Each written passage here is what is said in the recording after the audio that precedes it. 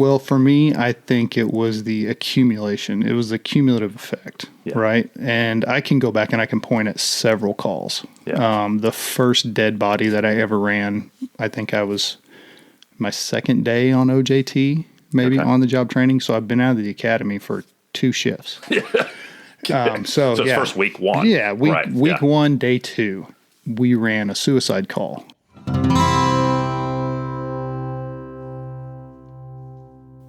Welcome to the Hey Chaplain podcast. My name is Jared Altick, and I'm a chaplain with the police department. This podcast exists so that cops can hear encouragement from other cops.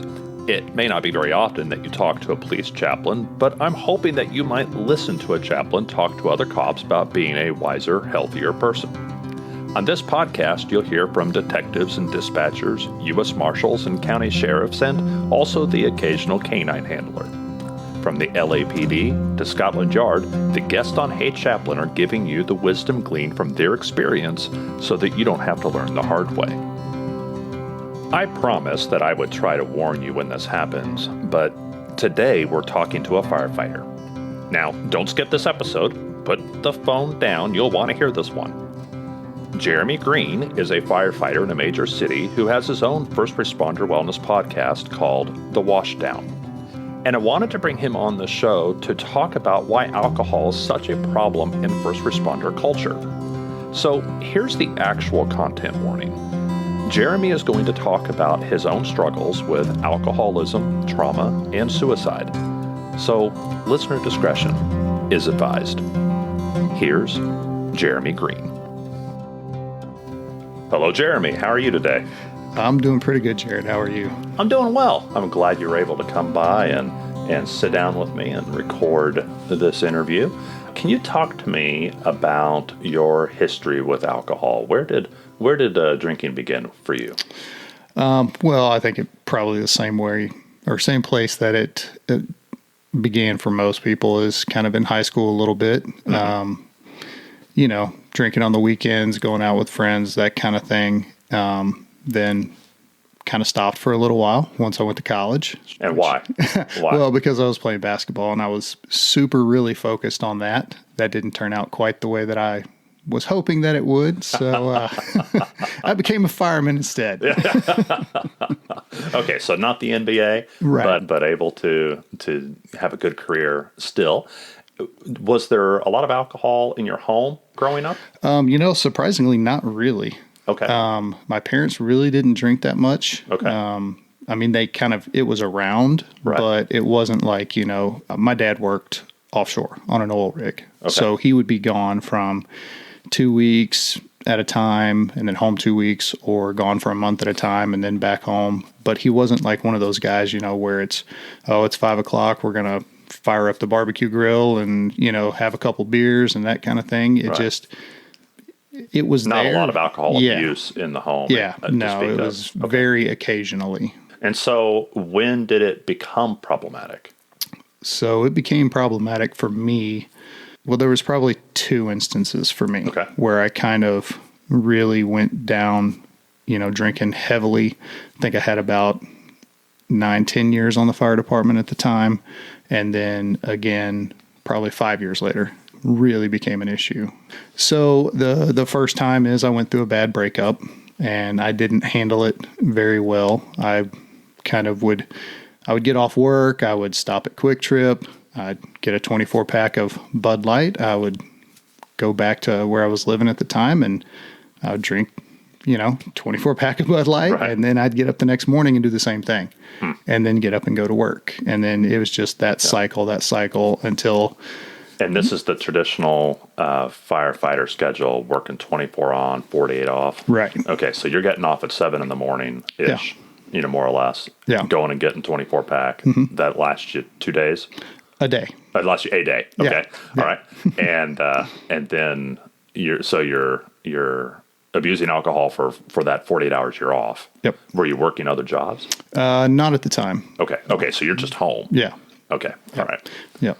So, I had nothing to do. I had nothing but time on my hands whenever I wasn't at the station. Yeah. So I pretty much kind of shut down everything for, it's probably a couple good 2-3 months. Did the people in your life notice that, or were you secluded from them? Eventually. So I had a roommate at the time, and he kind of said something, about a month in or so. And then some of the guys at the station were like, hey, knock that shit off. Yeah. And that kind of like, okay, I'll throttle it back a little bit, which I did, but I didn't stop drinking.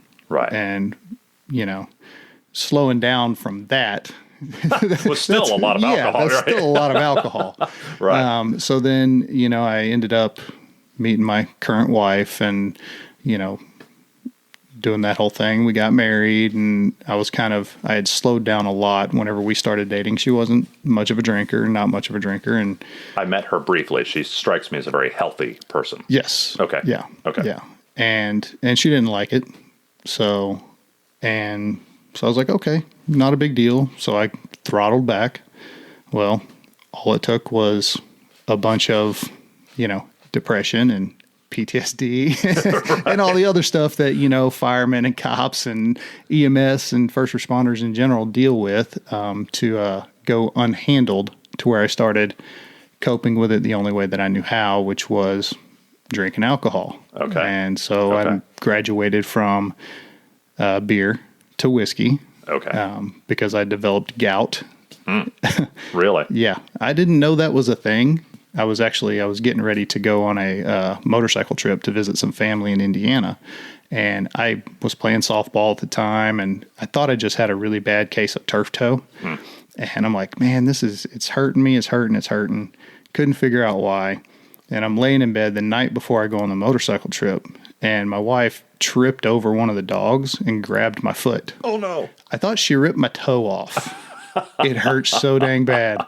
So I was like, okay, I have to go to the doctor. So I went the next morning to the doctor. They did, urinalysis or whatever. Yeah. And they're like, oh, yeah, you have gout. And I'm like, I weigh 180 pounds and I'm 6'2". How do I have gout? Yeah. And they're like, well, there's two types. There's the one you get from being obese, and then there's also a genetic kind. And it doesn't matter if anybody in your family has had it. It's just how your parents' genetics mixed up and made you. That's what you get. Yeah. So, okay. And they tied it then. It came about because of the genetics and the alcohol? Well, the genetics is what they said. Of course, I didn't tell the doctor I was drinking. Come on, Jared. Right. Since when are people honest with their doctors, right? Yeah. It's amateur hour. No, I didn't take anything, really, because we just hit you up with some Narcan and you came right back. Yeah. Yeah. So upon doing a bunch of research, there's a protein called a purine, which is in like red meat. It's also very prevalent in beer, that will exacerbate the gout. All right. So my solution to that was, I'm not going to stop drinking. I'm just going to drink whiskey because it doesn't have that in it. Yeah. So, yeah. So okay. So you went from, the first time was a relational trauma. You had a breakup. Okay. And that was the first episode. But then here years later, it was more the accumulated traumas of working as a first responder that was triggering it. Yeah.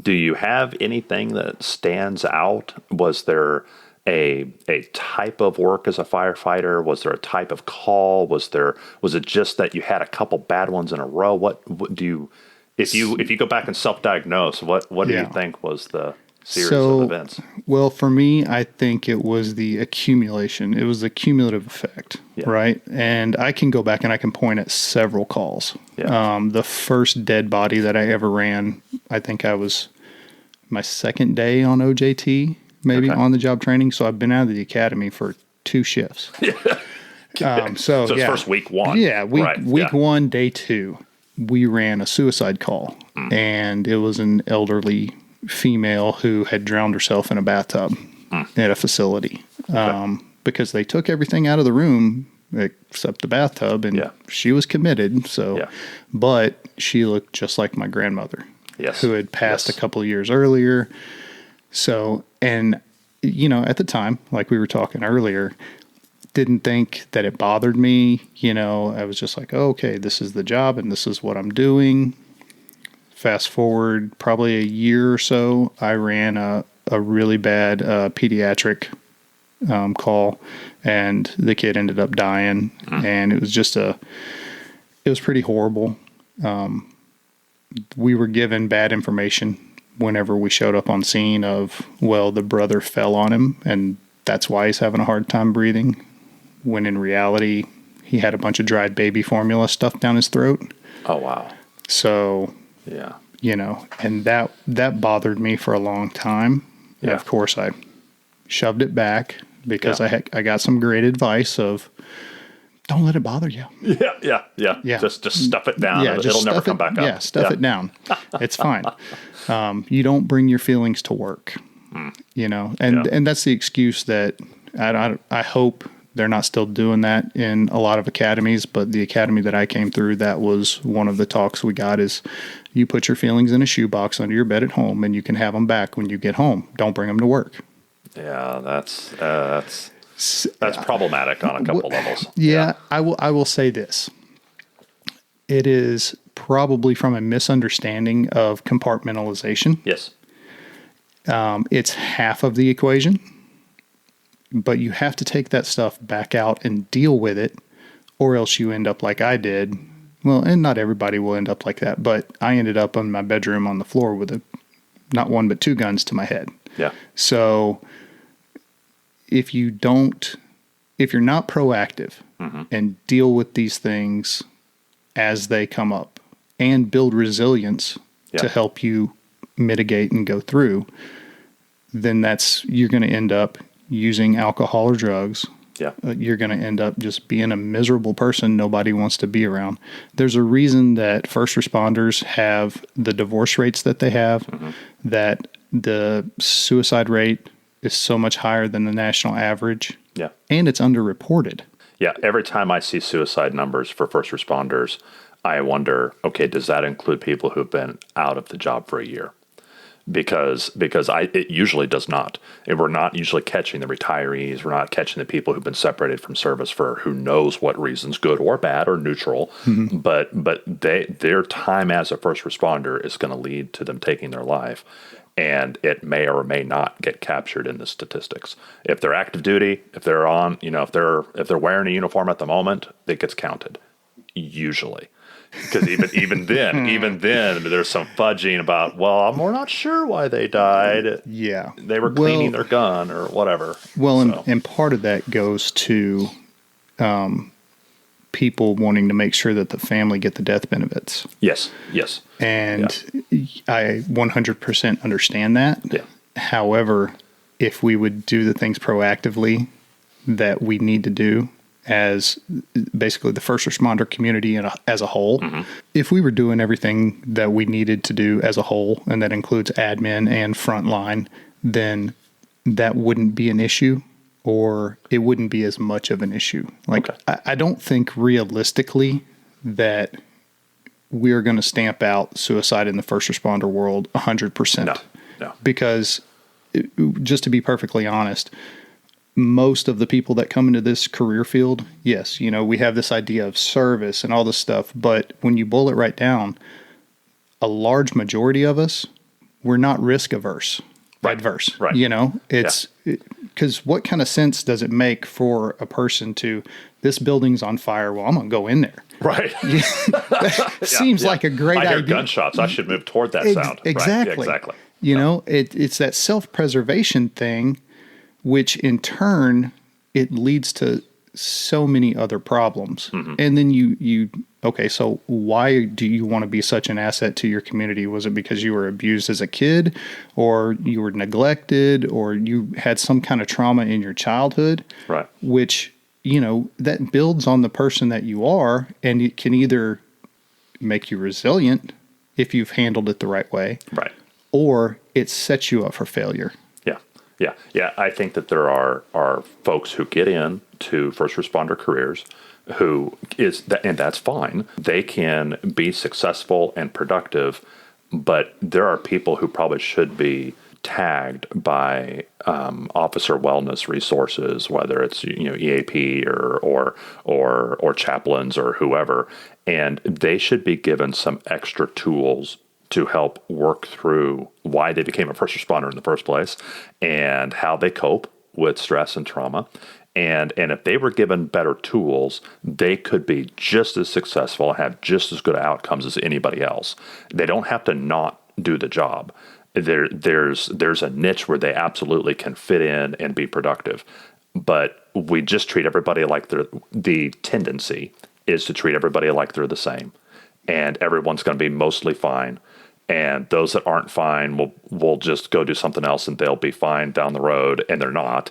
And we just need more proactivity on the front end. Mm-hmm. And that includes identifying motives and reasons why we have these ambitions to be a firefighter or a police officer or whatever. So yeah, I completely agree with you.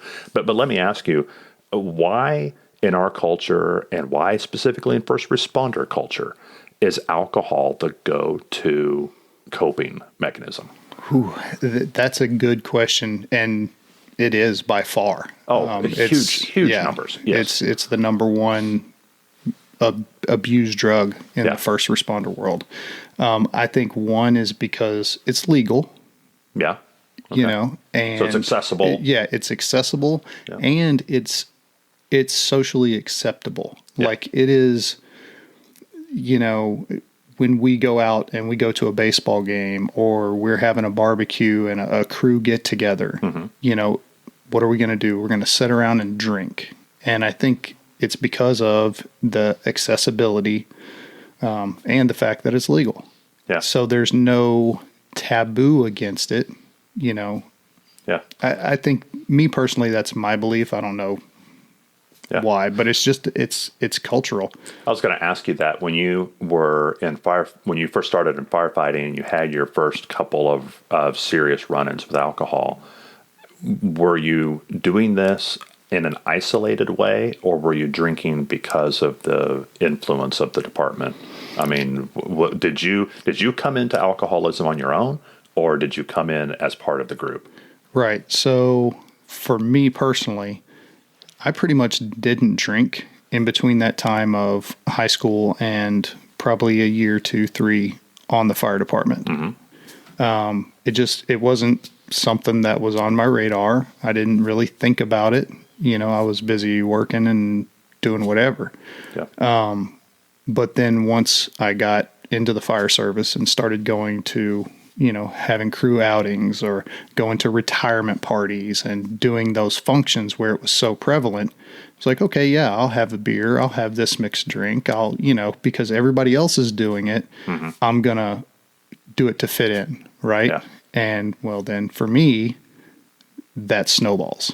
Yeah. And gets to the point where it's like, okay, and I obviously didn't know it at the time, but looking back, it's like, okay, well, if I drink to go to bed, then I don't think about those 4 terrible calls that I ran. Right. So, okay, well, now I want to do that during the day too. Right. I don't want to think about it during the day, but and the brain's a funny thing because you're doing it and you don't even realize that you're doing it. Mm-hmm. Yeah, there's no such thing as just going and getting one drink. Right. Because then that lowers your inhibition to get a second drink. And pretty soon you're on your 4th drink. Yep. And yeah. Yeah, and then it becomes a source of pride of how much you can drink. Right. Yes. Yes. Guys will like that especially. Yes. Yeah. Yeah. Yeah. Yeah. Is there any way, though, to change that? I mean, I'm thinking as you're talking of police academy instructors where their gift to the graduating class is an expensive bottle of whiskey. Yeah. And it's like, man, that is just baked into the culture that drinking is going to happen. Drinking means you're accepted. Drinking means you belong. But drinking is going to destroy a percentage. Not everybody. But it's going to destroy a percentage. Yeah. What's your answer to that? My answer is just stop doing it. I mean, stop making that acceptable gift, because I mean, and we did that too of, okay, well, it's time to buy the chief something for Christmas. Mm-hmm. Okay, well, bottle of wine or a bottle of whiskey or whatever. And it's a common gift that gets kind of passed around. I mean, just stop, get something else. Yeah. Get something else. I mean, really for me, that just shows that you haven't spent any time talking to this person and know what they really actually might want. Yeah. And just booze is easy. Yeah. It really, that's what it boils down to. Yeah. So, I mean, and here's the thing, like, I'm not a teetotaler, you know. If you want to drink alcohol, go for it. Mm-hmm. But for me personally, it's a no-go. I don't do it. And the risks for me far outweigh any perceived rewards, because whenever you boil it right down to it, alcohol is bad for you just physically. Yeah. It's toxic. Yeah. Yeah. Yeah. And it messes with your brain. And yeah, it's just, there are other ways to have a good time. Yeah. So. How did you keep your career and your marriage and all that through, like, that second up? You said you got gout and that kind of thing. Were you able to find recovery after that medical diagnosis? Or Oh no, that meant nothing. Like I said, I just switched to whiskey. Right. Yeah. No, for me, it got worse. Okay. I mean, I was drinking a 175 of Bushmills a day every time that I was off. Yeah. So, and that's what you're going to find with a majority, I think, in the fire service whenever the alcohol really starts to become a problem. And I would assume in the police department as well, the job is the very last thing that's going to suffer. Yeah. You know, you'll go to work hungover. Yeah. But your drinking schedule works around work. Yeah. Yeah. Yeah. So for 24 hours, I'm going to be a functional drunk, air quotes. There's no such thing. That's just something that people like to lie to themselves and say, you're not functioning. No, for me, whenever it finally hit the fan, I had a bunch of stuff happen. My dad passed away. It was a really bad up and down. He had a stroke while he was at work, was life flighted back to New Orleans. I drove up and down there a couple times. Drinking was ramping up before that anyway. And that just really made it worse. And then I went and cheated on my wife like a really smart person would do. Of course, she found out about it. And my answer to all that was to try to shoot myself in the face twice. Yeah. And she wrestled both guns away from me. And I went into inpatient treatment that day. So 30 plus days of inpatient plus another couple of weeks outpatient. Wow. And it got me to a good point of... Well, that's a pretty lengthy break from it. Yeah. And for me, luckily, I didn't have a chemical dependency. Even as much as I was drinking, really? I never had the DTs. I didn't go through withdrawal. Okay. It was like I went, stopped, and that was it. Okay. And then I started working on my brain. And like I said, I got a good base from going inpatient and doing that. And the program that I went through was specifically for first responders and veterans. Active duty military was there as well. But what I think really put me over the edge and got me to a great spot was doing neurofeedback.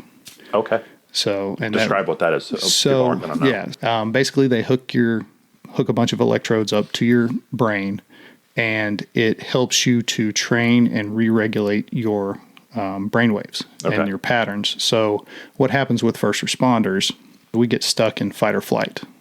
So your brain is always activated. So where you might, heightened. You have a heightened sense of everything that's going on around you. Yep. And what neurofeedback will do is it will let you get back to a baseline where you can be activated and elevated and get into that state where you have to act and do something. But then once the need for that is over, you go back to baseline. You know how to turn it off, and you know what calm should feel like. Yes. Right. Because for most of us, we're like, okay, I'm calm. You're not calm. You're at a scale of 1 to 10, you're at a 7 all the time. Yeah. So it doesn't take much. You got your back to the wall and you're scanning the room. Yes. Yeah. Oh my God. Yes. Yeah. Can't go to a restaurant and sit with my back to the door. Can't, it's that kind of thing. I have to know where all the exits are. Yeah. Now I still do some of that. Sure. But that's just from being diligent. Yeah. Yeah. I want to know where those things are, because if something happens, I want to be able to react, but there's I'm not. There's a healthy version of that, and there's an unhealthy version of that. Exactly. Yeah.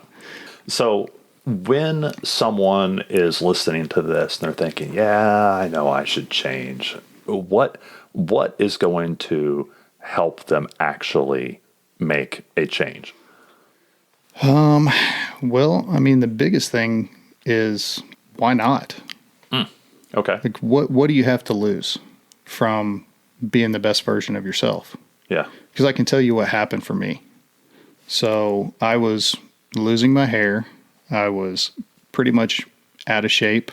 I mean, I was a walking dumpster fire. Not so much losing my hair anymore. I mean, it's still thinning out. I'm getting older. That's going to happen. You look pretty fit and trim. Yeah. It got thicker for me. You can see pictures from before and after. I'm not puffy. I don't, there's alcoholic face. You can tell. Yeah. I got promoted. Yeah. I'm still married. Yeah. We worked through all of that stuff. Yeah. And I'm happier now than ever been. Yeah. But what about the stuff you don't want to remember? That's where therapy is a good thing. Yeah. So, and for me, the inpatient therapy was huge of dealing with that stuff and recognizing it. It actually helped. Yeah. Oh, yeah. It helped a lot. My wife used to complain all the time about me having nightmares and flailing around in my sleep and all of that stuff. I don't do that anymore. Yeah. So, and I stay proactive on that stuff. Not necessarily with, I'm going to therapy once a week or anything like that. Right. But I'm able to talk to my wife about that stuff. I'm able to talk to the friends that I have about that stuff and get it out and talk about it. You're going to build better and deeper relationships by being able to talk and be honest. Yeah. Whereas whenever you're in the midst of all that stuff, you're isolating. You're not talking to anybody. And if you are, everything is on the surface of, oh, yeah, everything's fine. Yeah. So you talk to other first responders about alcohol? I mean, yeah, it seems like that's important to you. Yeah. And I do. And I talk to the younger generation about that, but it's a touchy subject, to be honest with you, because it is such a part of the culture and it is such a part of just the younger mentality, that those 21 to 27-year-olds, I mean, the just out of the military, just out of college, it's a lifestyle. Right. And I think that kind of plays into it a little bit, but yeah. And you can't want it for them. No. You will end up beating your head up against a brick wall. I mean, all I can do is say, look, this is what happened to me. Right. This is the road that I went down, and you can make another choice. Yeah. So, and it's up to them. Yeah. Because you don't stop drinking because other people want you to. You don't go to therapy typically to make someone else happy. Yeah, to make someone else happy. You're not somebody off your back. Yeah. You're not going to fix your brain for somebody else. Right. So you've got to want it for yourself. And I've seen officers that they were frustrated that they had not promoted or advanced or gotten the assignment that they wanted, and they knew that it was alcohol holding them back. They just didn't want to admit it. Oh yeah. And it's when they finally are like, okay, I can identify that as an obstacle. It's keeping me from what I want. That was, for some people, the switch. That's like, okay, now I have a reason to really want to fix this. Unfortunately, a lot of people aren't able to identify that reason. They're not able to figure out. I mean, they know they're hurting, and they know that alcohol helps them cope, but it causes other problems. But they don't know how to undo that without letting go of that coping mechanism. Yep. And so, well, and that's why talking to a trained professional is so important. I mean, peer support is wonderful. Sure. And it has its place, and sure. I'm a huge advocate for it. I'm partial to chaplains. Yeah. Well, see, but and they have their place. Yeah. I would say chaplain is more of a professional, you know, because you're trained in that kind of stuff to way more than a peer support person would be. At least I would assume. Yes. In most cases. Cases. But talking to a chaplain or talking to a counselor or a therapist, someone who, might not have went through what you've been through, but They've seen that case before. Yeah. And they know how your brain works. Yeah. Yeah, they can really help. So it's invaluable. And sometimes that's what it takes. And for other people, it's, hey, sitting across the table from somebody who's, the same as them, of another firefighter, another cop, or it could be cop, firefighter, who knows? Yeah.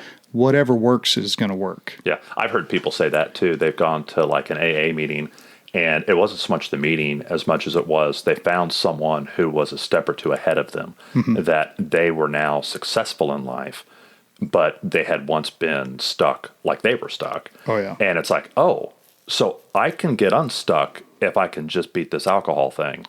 And that was their motivation. Yeah. And so it's going to be different for each person. I know it's not a one size fits all, but the problem is everywhere. Yeah.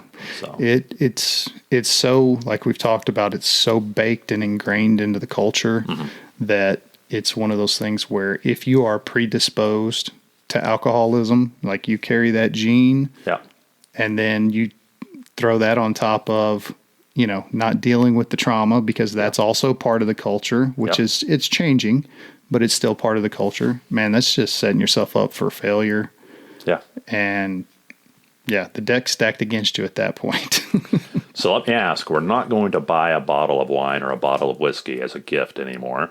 So what are alternatives? Let's brainstorm. What do you get a first responder? They say it takes all types. So there's all types of people that are firemen or cops or whatever, but there are gift cards to Home Depot. There's tools. There are You're thinking in terms of like hobbies? Yeah, if they have a hobby, if they're a movie person or something like that, why not? Is a gym membership too on the nose? Yeah, that might. Well, it'd be cheaper to buy them a full set of power tools than a gym membership nowadays. Yeah, no doubt. Absolutely. That's funny. So, it's just like everything else. It varies. So, what would you have wanted? And what are you into now? What kind of hobbies, what kind of interests do you have now? Well, I'm building an Amazon wish list for you. Oh, well, there you go. Yeah. So for me, Jeep parts, anything to do with the outdoors, camping, that kind of stuff. Tools, obviously. I'm about to start doing some welding. So. Oh, really? Yeah. Well, you going back to welding, or are you doing it for the first time? It'll be going back, but I haven't done it for almost 20 years. Yeah. So it'll be like the first time all over again. Because I know how long it took me to get halfway decent the last time. I figure it's going to take at least that long. That's awesome. No, and I'll tell you why. Great little story. So I went out to California, took the Jeep out. We did the Rubicon Trail, a bunch of friends, and came back. Everything great. Not a lot of damage. The only damage really is the rock sliders that I have to protect the body on the Jeep. Well, in doing research, I'm like, okay, I need to replace them because they look pretty bad. They're pretty raggedy now. They don't sell those anymore. Oh, no. Yeah. So to have, and I like that style. It's more of a square tube instead of the round tube. Okay. And it's smooth. So you slide right off the rock instead of getting caught. They don't sell them. So I'm going to have to make them myself. Okay. So you're not refurbishing what you have. You're going to have to make from scratch. So, well, there's me and my buddy have two ideas of. We've got a plan. We've got a plan. So the first thing will be a refurbishment of we're going to cut the bent part out and stick a plate on there and weld it in. Okay. So hopefully that goes well. If that doesn't go well, then we'll be buying square tube and cutting brackets off and re-welding those on. Right. So we'll see how it goes. Well, that's awesome. That's awesome. You're one of those guys where you have the upside down sign on the Jeep that says, if you can read this, roll me over. Oh yeah. Yeah. That's awesome. Absolutely. Yeah. And basically it's just, I'm too cheap to pay anybody else to do something. So I'm gonna, why pay somebody to do something you don't know how to do whenever you can just figure it out? Well, now we know what to get you for Christmas. There you go. That's awesome. Well, thank you for coming in. I really appreciate it. Well, thanks for having me on, Jared, and thanks for coming on, our podcast as well. It was great. Appreciate it. Fantastic. Thank you. Yeah. I find Jeremy especially interesting to know and to talk to because he's both extraordinary and ordinary at the same time. His story, his accomplishments, and a ton of stuff about him that wasn't even in this interview makes him a really special and unique person. But at the same time, his story is so common and predictable for most first responders who hear this, they'll be able to identify with it as if it were their own story. So part of what we're doing here today is demolishing the lie that everyone believes that they are alone in their pain, that no one understands, and that it's impossible to get out. That's just not true.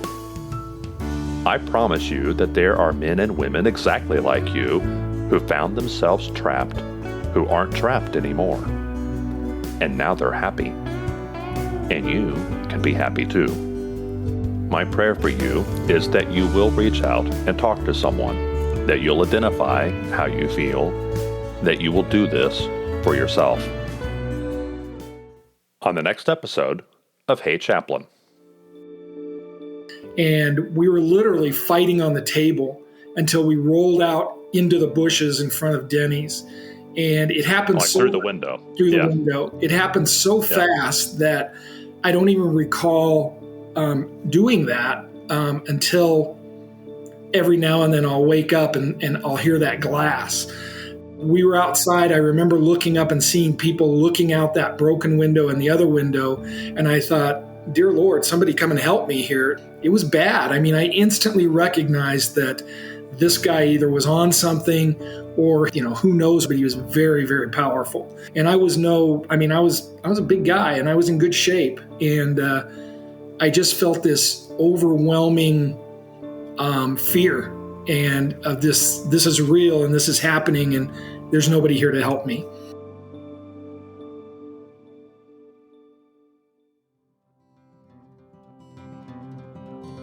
This show is commercial-free because listeners buy me a $5 virtual coffee at buymeacoffee.com/HeyChaplain. You don't even have to do that. You already get the show for free.